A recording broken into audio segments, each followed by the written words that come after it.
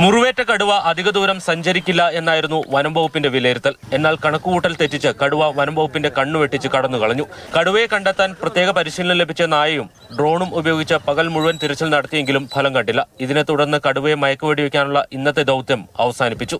കടുവ അവിടെ മൂവ് ചെയ്തതിന്റെ ലക്ഷണങ്ങൾ നമുക്ക് കിട്ടിയിട്ടുണ്ട്. പക്ഷേ ഫിസിക്കൽ പ്രസൻസ് ഇതുവരെ നമ്മൾ ലൊക്കേറ്റ് ചെയ്തിട്ടില്ല. നമ്മുടെ ഒരു അസംഷൻ എന്ന് പറയുന്നത് ഇത് ആ നേരത്തെ വന്നിരുന്ന ട്രാക്കിൻ്റെ അവിടെ റിസർവ് ഫോറസ്റ്റിൻ്റെ ബൗണ്ടറിയാണ്. അപ്പോൾ അവിടുന്ന് കാട്ടിനകത്തോട്ട് തൽക്കാലത്തേക്ക് കയറിയിട്ടുണ്ടെന്നുള്ളതാണ് ഇപ്പോൾ മനസ്സിലാക്കുന്നത്. ഹില്ലാഷ് അർണക്കൽ മേഖലയിൽ കൂടുകൾ സ്ഥാപിക്കാൻ തീരുമാനിച്ചിട്ടുണ്ട്. കടുവയെ മയക്കുവെടി വെച്ച് പിടികൂടുന്നത് വൈകുന്നതിൽ പ്രദേശവാസികൾ DFOയോട് ആശങ്ക പ്രകടിപ്പിച്ചു. ഞങ്ങളുടെ ഉപജീവന മാർഗം എന്ന് പറഞ്ഞാൽ ആട്, പശു അങ്ങനത്തെ ഈ മൃഗങ്ങളെ കൊണ്ടാണ് ഞങ്ങൾ ജീവിച്ചുകൊണ്ടിരിക്കുന്നത്.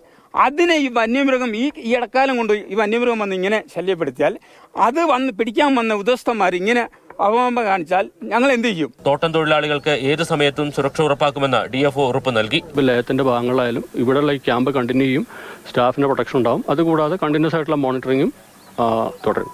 ദൗത്യത്തിനായി രൂപീകരിച്ച പ്രത്യേക സംഘത്തിന്റെ പ്രവർത്തനം തുടരും. കടുവയെ ജനവാസ മേഖലയിൽ കണ്ടാൽ മയക്കുവെടി വെക്കാനാണ് തീരുമാനം. വിനു കാഞ്ഞിരപ്പള്ളിക്കൊപ്പം ജയനസ് രാജു, മാതൃഭൂമി ന്യൂസ്, ഇടുക്കി.